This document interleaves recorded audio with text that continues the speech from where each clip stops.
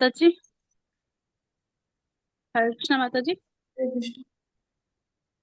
माता जी, जैसे आपने बोला है भी एक ही जगह पे बैठ के जाप करना चाहिए, चल फिर के नहीं करना चाहिए। पर हम्म। माता जी, जैसे हम कंटिन्यू 16 माला करते हैं तो 2 घंटे कंटिन्यू बैठा नहीं जाता। तो फिर बीच में उठ उठ के हमें थोड़ा सा वॉकिंग करनी पड़ती है। तो आ, हाँ माता जी, ये है कि जब आप जाप करेंगे आइटली आप बैठ के कीजिए, लेकिन पीठ में दर्द होना शुरू हो गया आपके, है ना, करते करते सपोज, तो आप बैठ सकते हैं चेयर पे। ठीक है।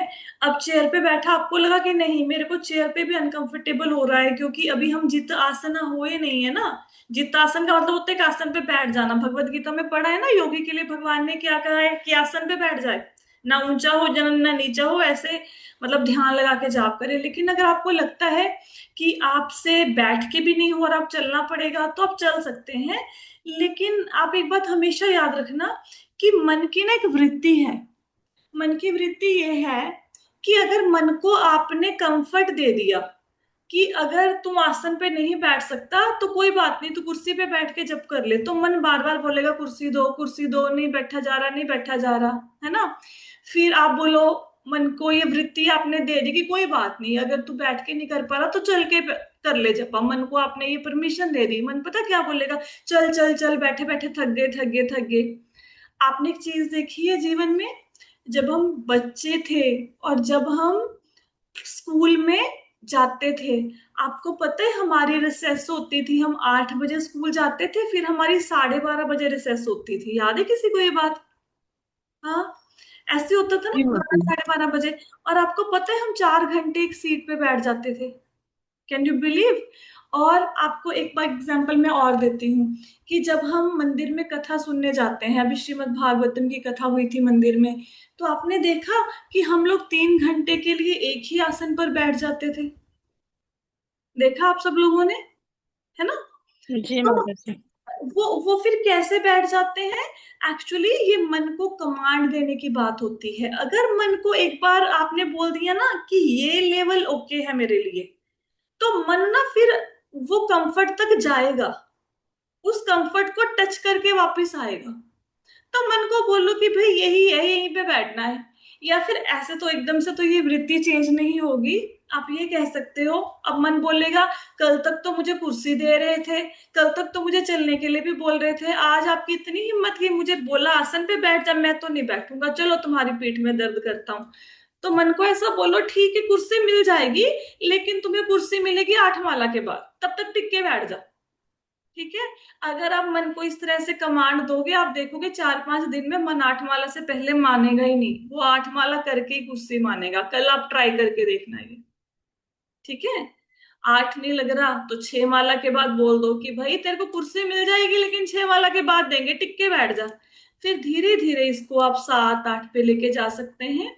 और पीठ को सपोर्ट जरूर दे के बैठिए, क्योंकि बहुत सारे लोग ऐसा, ये वृद्ध लोगों के लिए नहीं कहा जा रहा। आप आपकी शारीरिक हालत सही नहीं है, आप बोलो कि माता जी ने बोला था बैठ के आसन पे जप करो, घुटनों में दर्द है, बैठा जा नहीं रहा, ऐसे लोग नहीं है। लेकिन जो कर सकते हैं, क्योंकि अभी हमारी उतनी हालत नहीं आई कि हमारे घुटनों में दर्द शुरू हो गया, ये वो, पीठ को थोड़ा सा पीछे टेक लगाओ और बैठ के जपा करो। ऐसा क्यों कहा जा रहा है? ऐसा इसलिए कहा जा रहा है क्योंकि जितना आप, अब सपोज आपने कोई श्लोक याद करना है, ठीक है, अगर आप बैठ के याद करोगे आपको अच्छे से याद होगा। अगर मैं खाना बनाते बनाते बीच में श्लोक पढ़ रही हूँ चलते फिरते, वो जल्दी याद नहीं होगा। तो जो जब आप बैठ के किया जाता है उसका असर काफी ज्यादा होता है, कई गुना ज्यादा असर होता है, राइट। तो कोशिश करनी चाहिए, बस मन को कमांड दे दो। ठीक है माता जी। ठीक है माता जी, कल, कोशिश करूंगी कल से। आज आज ना मन को कमांड दे के माला दे के देखना, फिर कल मुझे बताना कि मन सुधरा कि नहीं। ठीक है। ठीक है माता जी। ओके, अभी हम कथा स्टार्ट करते हैं। तो हरे कृष्ण एवरीवन, आज हम श्रीमद् भागवतम के पहले स्कंद के 5वें अध्याय के कौन से श्लोक को कर रहे हैं? भाई हम कहाँ तक पहुंच गए हैं? एक मिनट। आ, तीनों गुणों से परे हैं, श्री नारद उवाच तक हम लोग, हाँ, हम लोग कर रहे हैं आज कथा स्टार्ट 8वें श्लोक से। ठीक है। तो अब तक की कथा में हमने क्या जाना? अब तक की कथा में हमने जाना कि वेद व्यास जी असंतुष्ट हैं। क्यों असंतुष्ट हैं उनको भी नहीं पता कि असंतुष्ट हैं, मतलब उनका मन खुश नहीं है, लेकिन ये नहीं पता कि मैं दुखी क्यों हूं। तो इतने में नारद मुनि आ गए और नारद मुनि ने पूछा कि आप तो पराशर के बेटे हैं, आप तो ब्रह्म के ज्ञाता हैं, आपने तो शास्त्रों को बड़े अच्छे तरीके से लिपिबद्ध किया है, तो आपको तो परेशान नहीं होना चाहिए। तो वेद व्यास जी ने बोला ये बातें आपकी सही हैं, मैं पराशर का बेटा हूँ, वेदों का ज्ञाता हूँ, मैंने उनको अच्छे ढंग से लिपिबद्ध किया है, लेकिन मुझे समझ नहीं आ रहा कि मैं क्यों परेशान हूँ, क्यों दुखी हूँ। आप सर्वज्ञ हैं, आप सूर्य की भांति तीनों लोकों में प्रवेश कर सकते हैं, आप सब लोगों के हृदय में प्रवेश कर सकते हैं हवा की भांति। कृपया आप मेरी असंतुष्टि का कारण बताइए, क्योंकि आपको ज्ञान है। ये ज्ञान कैसे हुआ? ये ज्ञान आपको मिला भगवान की भक्ति करने से। कौन से भगवान की भक्ति करने से? उस भगवान की भक्ति करने से जिन्होंने इस सृष्टि की रचना करी, इसका पालन किया, इसका संहार करते हैं, उस भगवान की भक्ति को करने से, और जो प्रकृति के 3 गुणों से परे हैं, उन भगवान की भक्ति करने से आपको ये ज्ञान हुआ है। कृपया मेरे असंतोष का कारण बताइए। ठीक है, अब नारद मुनि आगे क्या कहते हैं। श्री नारद उवाच भवता अनुदित प्रायम यशो भगवतो मलम हीनो वासो न तुष्येत मन्यते तद दर्शनम खिलम। श्री नारद ने कहा, वास्तव में तुमने भगवान की अलौकिक और निर्मल महिमा का प्रसार नहीं किया। जो दर्शन शास्त्र परमेश्वर की दिव्य इंद्रियों को तुष्ट नहीं कर पाता वह व्यर्थ समझा जाता है। यहाँ पे सबसे पहले जो बात समझने वाली है वो है शब्द दर्शन। दर्शन का मतलब यहाँ पे वो नहीं है कि हमने भगवान के दर्शन किए, वो वाले दर्शन की बात नहीं हो रही है। यहाँ पे दर्शन का मतलब है फिलॉसफी। ठीक है, जैसे न्याय दर्शन है, मीमांसा दर्शन है, ठीक है, ऐसे अलग अलग दर्शन है। तो दर्शन मतलब अलग अलग आचार्यों ने अपनी अपनी फिलॉसफीज दी हैं। ठीक है, तो या वेद व्यास जी को नारद मुनि कहते हैं कि आपने बहुत अच्छा साहित्य लिखा है, उसमें कोई संदेह नहीं है, लेकिन आपने किसी ऐसे ग्रंथ का, ऐसे साहित्य का निर्माण नहीं किया जिससे भगवान की इंद्रियां तुष्ट हो पाए, जो साक्षात प्रत्यक्ष रूप से भगवान की महिमा का वर्णन करे। आपने कोई ऐसा साहित्य नहीं लिखा अभी तक, और कोई भी ऐसा साहित्य जिसमें भगवान की महिमा का प्रत्यक्ष वर्णन नहीं है, वो साहित्य समझो बेकार है। ना तो उससे भगवान का संतोष होता है, ना ही जीव को संतोष होता है। तो जिसने बुक लिखी उस बंदे को भी संतोष नहीं होता। हाँ, जैसे वेद व्यास जी ने इतने ग्रंथ लिखे, तो इतने ग्रंथ लिखने के बाद वो संतुष्ट है? नहीं है। ना बुक लिखने वाले का भला, ना पढ़ने वाले का भला, और भगवान ने तो प्रसन्न होना ही क्या है। ठीक है, अगर आप कोई ग्रंथ पढ़ेंगे, सपोज करो, कभी आपने, खैर आपने पुराण नहीं पढ़े, मैंने पिछली बार भी क्लास में आपको पूछा था तो सबका रिप्लाई आया था नहीं पढ़े, तो आप कोई पुराण पढ़े या इतिहास पढ़े, आप महाभारत पढ़ो। महाभारत में आप 200 चैप्टर पढ़ दोगे, आपको 200 चैप्टर पढ़ने के बाद वहां पे कृष्ण, भगवान कृष्ण का हल्का सा कहीं पे गुणगान आएगा, बिल्कुल थोड़ा सा, लाइक 1 और 2 पेजेस में। वो भी भगवान का कैसे वर्णन आएगा कि भाई पांडव है, पांडव अज्ञातवास से, अज्ञातवास से पहले की बात है, द्रौपदी स्वयंवर की बात है, लाक्षागृह में उनको जलाने की कोशिश की थी ना पांडवों को, वहां से वो द्रौपदी के स्वयंवर में आए, जंगलों में घूमते हुए, सब कुछ करते हुए। तो वहां पे बलराम जी कृष्ण के साथ बैठे हैं, और कृष्ण ने बलराम जी को बताया कि वो जो 5 साधु बैठे हैं वो 5 वो है पांडव हैं। तो भगवान की महिमा का वर्णन नहीं है। आप पूरा मतलब ये सोचो कि आपने 500 पेज पढ़ डाले उस ग्रंथ के, लेकिन भगवान की महिमा का वर्णन नहीं है। आप कुछ हो, कोई और ग्रंथ भी पढ़ो, लेट इट बी एनी पुराना, उसमें भगवान की महिमा का वर्णन नहीं आएगा। पूरा ग्रंथ खत्म हो जाएगा, भगवान की महिमा का वर्णन ही नहीं आएगा, और ये भी नहीं समझ आएगा भगवान कौन है। पूरे पुराण को पढ़ने के बाद समझ ही नहीं आएगा भगवान कृष्ण ही, कृष्ण ही भगवान है, ये समझ नहीं आएगा। तो यहाँ पे क्या बताया गया है कि आपने भगवान की महिमाएं जो कि अलौकिक हैं, भगवान जब दिन दुनिया में आते हैं तो वो ऐसे ऐसे काम करते हैं जिस लोक के लोग नहीं कर सकते। ठीक है। अब समुद्र पे पुल बनाना है, आप बिना बेस के पुल बना दोगे? नहीं बना सकते। ठीक है। अब पूतना राक्षसी को मारना है, एक छोटे बालक ने, वो मार देगी, जिसकी लंबाई ही 18 मील से अधिक है, उसको मार देगा, छोटा बालक नहीं मार सकता। तो अलौकिक काम जिस भगवान ने किए, और उनकी महिमा कैसी है, निर्मल महिमा है। गंगा तो पवित्र करेगी, अगर आप गंगा में बहुत देर तक स्नान करोगे तब जाके गंगा नदी पवित्र करेगी आपको। भगवान के भक्तों के पास बैठने से, तो भगवान की महिमा का गान करने से तो तुरंत पापों का नाश हो जाता है। तो आपने भगवान की अलौकिक और निर्मल महिमा का गान नहीं किया।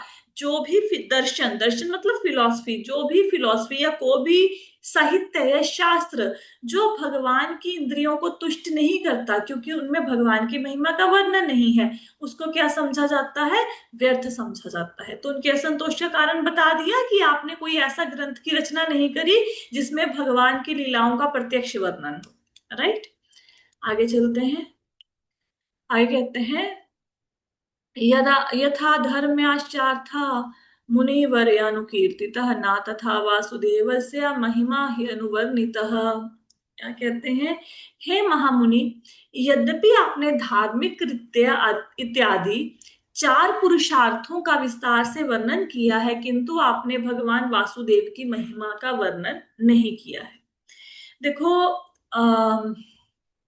4 प्रकार के वो होते हैं, क्या बोलेंगे उसको, जीवन के 4 पिलर हैं, ये समझ लो। कौन से 4 पिलर हैं? धर्म, अर्थ, काम और मोक्ष। ठीक है। व्यक्ति धर्म करता है, धर्म करने से अर्थ की प्राप्ति होती है। अर्थ समझते हैं, धन समझ लो, ऐश्वर्य समझ लो। अर्थ से कामनाओं की संतुष्टि होती है, और अंतिम अवस्था है मोक्ष की, जीवन से, जीवन और मृत्यु से परे जाने की। ठीक है। तो यहाँ पे नारद मुनि ने बताया कि ऐसा नहीं है कि आपने भगवान कृष्ण की महिमा को नहीं गाया। गाया है भाई, बिल्कुल गाया है, लेकिन उतना ज्यादा नहीं गाया जितना गाना चाहिए था। आपने बड़े ना लाइटली भगवान कृष्ण की महिमा को गाया है अपने ग्रंथों में। पर आपने, जैसे सपोज करो, कैसे बताएं, जैसे सपोज करो, जैसे कोई आपने कोई सब चीज बनाई, उसमें आपने डाले, ड्राई फ्रूट डाला। अब ड्राई फ्रूट की क्वांटिटी कितनी होगी? 20%, 80% बाकी इंग्रेडिएंट होंगे। ठीक है। तो उसकी मात्रा कम हो गई ना। तो वेद व्यास जी ने जिस प्रकार से धर्म का गुणगान किया, अर्थ का, यह काम का, मोक्ष का, इनकी प्राप्ति के साधनों को डिटेल में अपने ग्रंथों में बताया, बहुत डिटेल में, उस अनुपात में भगवान की महिमा को नहीं बताया। भगवान की महिमा को कम बताया, और धर्म अर्थ मतलब क्या धर्म है व्यक्ति का, कैसे अर्थ उपार्जन हो, ठीक है, और कैसे मोक्ष की प्राप्ति हो, इसको डिटेल में बता दिया। वेदों में क्या है, कर्म कांडों का वर्णन है ना, कि भाई स्वर्ग चाहिए ये यज्ञ करो, पुत्र प्राप्ति चाहिए ये यज्ञ करो, स्त्री सुंदर चाहिए ये यज्ञ करो, वो सब कुछ लिखा हुआ है ना वेदों में। तो आपने कर्म कांडों का बहुत अच्छे से वर्णन किया, इन 4 सिद्धांतों का अच्छे से वर्णन किया, लेकिन भगवान की महिमा का उतना वर्णन नहीं किया। ठीक है। अगर व्यक्ति को चारों चीजों की प्राप्ति हो जाए, धर्म अर्थ काम मोक्ष की, लेकिन उसके जीवन में भक्ति नहीं है, तो ये सारे साधन बड़े निकृष्ट हैं, बड़े निम्न हैं। भक्ति सबसे ऊपर है। जिसके जीवन में भक्ति आएगी, वो बाकी चीजें बाय डिफॉल्ट उसके जीवन में आ जाएंगी। भक्ति कितनी शक्ति है।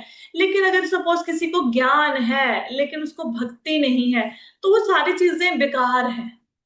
अर्थ काम के लिए भाग रहे हैं हम, लेकिन भक्ति नहीं है, तो सारी चीजें बेकार हैं। तो बताते हैं, हे महामुनि, यद्यपि आपने धार्मिक कृत्य इत्यादि 4 पुरुषार्थों का विस्तार से वर्णन किया, तो 4 पुरुषार्थ कौन है, कौन से हैं, अभी बताए, बोलो। धर्म अर्थ काम मोक्ष। ठीक है, धर्म अर्थ काम मोक्ष है, किंतु आपने भगवान की महिमा का वर्णन नहीं किया। श्लोक का क्लियर हुआ कि आपने धर्म अर्थ काम मोक्ष का बहुत ज्यादा वर्णन किया, लेकिन भगवान की महिमा का वर्णन आपने ग्रंथों में नहीं किया, इसलिए आप असंतुष्ट हैं। हम्म? आगे कहते हैं, नाचद्वशश्चित्रपदं हरिर्यशो जगत् पवित्रं प्रगृणीत कर्हिचित् तदवायसं तीर्थमुशन्ति मानसा न यत्र हंसा निरमन्ते उशिक्षया। तो यहाँ पे क्या बताते हैं, जो वाणी संपूर्ण ब्रह्मांड के वायुमंडल को परिशुद्ध करने वाले भगवान की महिमा का वर्णन नहीं करती, उसे साधु पुरुष कौवों के स्थान के समान मानते हैं। चूंकि परम हंस पुरुष दिव्य लोक के वासी होते हैं, अतः उन्हें ऐसे किसी स्थान में कोई आनंद नहीं मिलता। यहाँ पे एक एनालॉजी ली गई है, एक उपमा दी गई है, एक उदाहरण दिया गया है। तो यहाँ पे क्या बताया गया है, जैसे कौवा है और हंस है, इन दोनों के गुण अलग अलग होते हैं। ठीक है। अब कौवे को गंदगी पसंद है, हंस को, हंस साफ जगह पे बैठा है, उसको गंदगी पसंद नहीं है। कोया खाएगा भी तो क्या खाएगा, मांसाहार निकृष्ट चीजों को खाएगा, गंदी चीजों को। हंस क्या खाएगा, हंस तो मोती चूरने वाला है ना, हंस ये गंदी चीजों को नहीं खाता। तो दोनों को टेस्ट अलग अलग है। तो जो व्यक्ति सकाम कर्मी है, कर्म करके फल की इच्छा रखते हैं, जो व्यक्ति रजोगुनी है, मतलब जीवन में बहुत अधिक चीजों को इकट्ठा करना चाहते हैं, धन प्राप्ति करना चाहते हैं और बहुत सी इच्छाएं हैं, उनकी तुलना कौओं से की गई है। और जो साधु पुरुष है, परमहंस है, इनकी तुलना हंसों से की गई है। परमहंस समझते हैं क्या होता है, याद है परमहंस क्या है? महात्मा होते हैं माता जी। हाँ देखो, सन्यासियों की चार कैटेगरीज होती हैं, कुटीचक, बहुदक, परिव्राजक और परमहंस। मैंने आपको बताया था। कुटीचक क्या होती है? कुटीचक होता है कि व्यक्ति ने ना सन्यास ले लिया, अब वो गांव के बाहर कुटिया बना के रहेगा, लेकिन उसकी जितनी भी जरूरतें हैं उसकी पूर्ति घर से होगी, घर वाले उसको खाना वगैरह सब कुछ देंगे। ठीक है। तो बस अलग रहेगा कुटिया बना के, इसको बोलते हैं कुटीचक। बहुदक में क्या होता है, बहुदक में घर वाले कुछ नहीं देंगे सन्यासी को, सन्यासी हर द्वार पर जाके भिक्षा मांगेगा और वहां से अपना जो भी है भरण पोषण करेगा। ठीक है। घर से कुछ नहीं मिलेगी उसको सपोर्ट। फिर आता है परिव्राजक। परिव्राजक कौन होते हैं? जो ऐसे कुटिया बना के नहीं रहते एक जगह पे, वो जगह जगह पे घूम के भगवान के नाम का प्रचार करते हैं, जैसे श्रील प्रभुपाद ने किया। आपने देखा होगा, आपके गुरु महाराज होंगे, वो आप देखते होंगे ना मैसेज, कभी जुहू में है, कभी वो वृंदावन में है, कभी अब्रॉड चले गए। तो ऐसे क्यों घूमते रहते हैं, वो एक जगह पे टिक के क्यों नहीं बैठते हैं? क्योंकि वो परिव्राजक हैं सारे, उनको घूम घूम के प्रचार करना है, ये परिव्राजक होता है। फिर होती है परमहंस अवस्था। परमहंस अवस्था में व्यक्ति एक जगह पे बैठ जाता है, अब उसने प्रचार किया, सब कुछ किया, अब उस जगह पे वो जैसे प्रेमानंद जी ने एक क्षेत्र वो लिया हुआ है ना, क्षेत्र संन्यास लिया हुआ है, तो एक जगह पे बैठ गए हैं, अब वो वृंदावन छोड़ के नहीं जाएंगे। ठीक है। तो वो फिर व्यक्ति एक जगह पे बैठता है, वहीं कहीं घूमता नहीं है, प्रचार उसने कर लिया, वहां पे जाके भगवान की भक्ति करता है। तो Paramahamsa is the highest category of sannyasa ashram. तो यहाँ पे हंसों, जो परमहंस कैटेगरी है उसकी तुलना हंस से की गई है और रजोगुनी व्यक्तियों की कौओं से। तो यहाँ पे कहा गया है इस श्लोक में कि जिस प्रकार कौओं के भोजन से हंस संतुष्ट नहीं हो सकता, हंस का भोजन कौए को अच्छा नहीं लगता, है ना।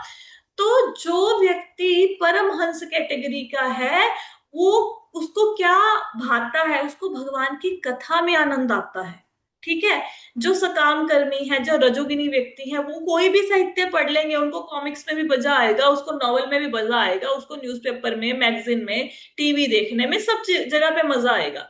रजोगुनी व्यक्ति है ना, तो कौवा जहां कहीं बैठ जाता है गंदगी पे, उसको कोई फर्क नहीं पड़ता, वो कुछ भी पढ़ेगा, उसने पढ़ना है, लेकिन पढ़ के आ रहा है, उसे कोई फर्क नहीं पड़ता। लेकिन जो परमहंस कैटेगरी के लोग हैं, वो ऐसे साहित्य को नहीं पढ़ते, वो धर्म अर्थ काम मोक्ष वाले साहित्य को भी नहीं पढ़ते, वो तो उस साहित्य को पढ़ते हैं जिसमें भगवान की लीलाओं का वर्णन होता है। अब देखो, नैमिषारण्य के ऋषि हैं, उन्होंने क्या बोला कि आप, वो बोलेंगे अभी आने वाले उसमें श्लोकों में बोलेंगे कि आप ये कथा हमें तब सुनाना अगर इसका रिलेशनशिप भगवान कृष्ण के साथ है। अगर इस कथा का भगवान कृष्ण से कुछ लेना देना नहीं है, फिर हमें मत सुनाना, ठीक है। तो जो परमहंस कैटेगरी के लोग हैं वो सिर्फ और सिर्फ भगवान की महिमा वाला साहित्य ही सुनना चाहते हैं और कुछ नहीं सुनना चाहते। तो उनके लिए तो आपने कुछ लिखा नहीं। क्यों ऐसा सुनना चाहते हैं? क्योंकि वो तो दिव्य लोक के वासी होते हैं। अब जितने आपको साधु महात्मा नजर आ रहे हैं जो इस कलयुग के जमाने में लोगों का भला कर रहे हैं, वो कोई ऐसा थोड़ा ना हमारे जैसे बद्ध जीव है। दे आर ऑलरेडी मुक्त आत्मा। वो तो भगवान अपने पार्षदों को, अपने प्रिय भक्तों को वहां ऊपर से नीचे भेजते हैं कि भाई ये नरक में गिरे पड़े लोग हैं, ये कैसे बाहर आएंगे, ये भौतिकवादी हो गए हैं कलयुग के लोग, चलो इनको बाहर निकालो। फिर भगवान के धाम से भगवान किसी मंजरी को भेजते हैं, किसी पार्षद को भेजते हैं, फिर वो दुनिया में आते हैं, फिर वो आपको ग्रंथों का ज्ञान देते हैं, ग्रंथ लिखते हैं, आपको हरि नाम के बारे में बताते हैं। ऐसा नहीं कि वो मुक्त आत्मा नहीं है, वो तो ऑलरेडी मुक्त है। वो तो हमारे कारण इस जगत में आए हैं, हमारा उद्धार करने के लिए। तो परमहंस लोग क्या होते हैं? वो दिव्य लोक के वासी होते हैं। उन्हें ऐसी जगह पे कोई आनंद नहीं मिलता जहां पे भौतिक संसार के साहित्य का कूड़ा करकट फैला हो। तो व्यासदेव जी को बोल रहे हैं कि इतना कुछ लिख दिया, परमहंसों के लिए क्या लिखा? कुछ नहीं। भक्तों के लिए क्या लिखा? कुछ नहीं। भगवान की इंद्रियों को संतुष्ट करे वो वाला साहित्य लिखा? नहीं लिखा। इसलिए आप असंतुष्ट हो, वेद व्यास जी को ऐसा बता रहे हैं, ठीक है। ये जितना भी प्रभुपाद जी ने अपने तात्पर्यों में लिखा हुआ है, ये मैंने आपको मतलब सरल भाषा में समझा दिया। आगे है, तद्वाग्विसर्गो जनताग विप्लवो यस्मिन् प्रतिश्लोकमवद्वत्यपि नामान्यन्तस्य यशोऽङ्कितानि यत् शृण्वन्ति गायन्ति गृह्णन्ति साधवः। कहते हैं दूसरी ओर जो साहित्य असीम परमेश्वर के नाम, यश, रूपों और लीलाओं की दिव्य महिमा के वर्णन से पूर्ण है, वह कुछ भिन्न ही रचना है जो इस जगत की गुमराह सभ्यता के अपवित्र जीवन में क्रांति लाने वाले दिव्य शब्दों से ओतप्रोत है। ऐसा दिव्य साहित्य चाहे वह ठीक से ना भी रचा गया हो, ऐसे पवित्र मनुष्यों द्वारा सुना, गाया और स्वीकार किया जाता है जो नितांत निष्कपट होते हैं। ऊपर वाले श्लोक में क्या वर्णन आया? भौतिकवादी लोगों को जो साहित्य पसंद है, कैसा साहित्य पसंद है? जैसे कौओं को कूड़ा करकट पसंद है। लेकिन कहते ऐसा साहित्य, ऐसा ग्रंथ, ऐसा शास्त्र जिसमें क्या है? भगवान का नाम लिखा हुआ है, उनके यश का वर्णन है, उनके रूप का वर्णन है, उनकी लीलाओं का वर्णन है, वो कुछ अलग ही रचना होती है। अगर आप श्रीमद् भागवतम पढ़ेंगे, आपको जगह जगह पे भगवान के दर्शन होंगे। कोई भी ऐसा स्कंद नहीं है जिसमें आपको भगवान के दर्शन नहीं होंगे। अलग अलग रूप में भगवान के दर्शन होंगे, हर एक लाइन में भगवान के दर्शन होंगे श्रीमद् भागवतम में। तो कहते ऐसा साहित्य जिसमें भगवान के नाम का, रस, रूप का, यश का, लीलाओं का वर्णन किया जाता है, वो कैसा साहित्य है? जो परमहंसों को पसंद है वैसा, ठीक है। अब इससे क्या होता है ऐसे साहित्य को पढ़ने से? जैसे हम जैसे लोग, हमें तो कुछ भगवान के बारे में पता ही नहीं था, हमें तो ये भी नहीं पता था भगवान कौन है ना। हमें तो भक्ति के बारे में भी नहीं पता था। तो हमारी सभ्यता कैसी है? गुमराह सभ्यता, जिसको अपने लक्ष्य का ही नहीं पता। हमारा जीवन कैसा था? अपवित्र। कैसा जीवन था? गाने गा लो, मूवी देख लो, संडे वाले दिन को मॉल में घूम लो, यही होता था। निंदा चुगली कर लो, फोन पे बातें कर लो, यही जीवन था हमारा, है ना।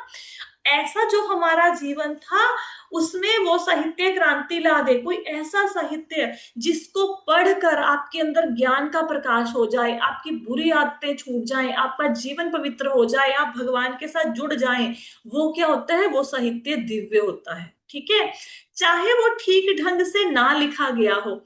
जैसे जब प्रभुपाद जी ने ग्रंथों का अनुवाद किया इंग्लिश में, तो उन्होंने बोला कि हो सकता है, अब इंग्लिश क्या है? विदेशी भाषा है, हमारे इंडिया की भाषा तो नहीं है।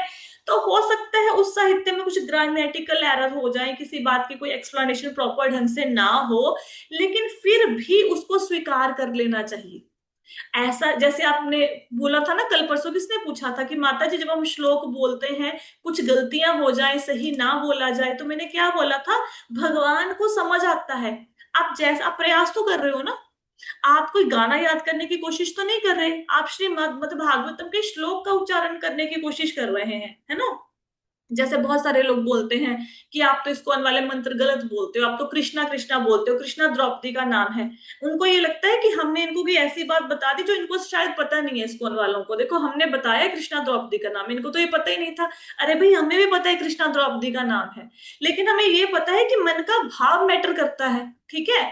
अब जैसे किसी का नाम सपोज ममता है, तो प्यार से घर वाले इनको मन्नू कह के बुलाए, है ना, या मेरा बच्चा कह के बुलाए, तो क्या इनको समझ नहीं आएगा। हम बच्चे को कितना कुछ कहते हैं, चिंटू पिंटू मेरा बच्चा, अजीब अजीब शब्दों से बच्चे को बुलाते हैं ना, तो बच्चे को समझ नहीं आता कि मेरी माँ मुझे बुला रही है ना। तो अब आप जाओ कहीं पे, जैसे तिब्बत के लोग हैं, वो रामा नहीं बोलते, वो लामा बोलते हैं, लामा लामा लामा। तो इसका मतलब ये ना थोड़ा ना कि दलाई लामा आ जाएंगे, रामा नहीं आएंगे। भगवान आपके भाव को देखते हैं। अब वाल्मीकि राम राम थोड़ा ना बोल रहे थे, ही बस सेइंग मरा मरा।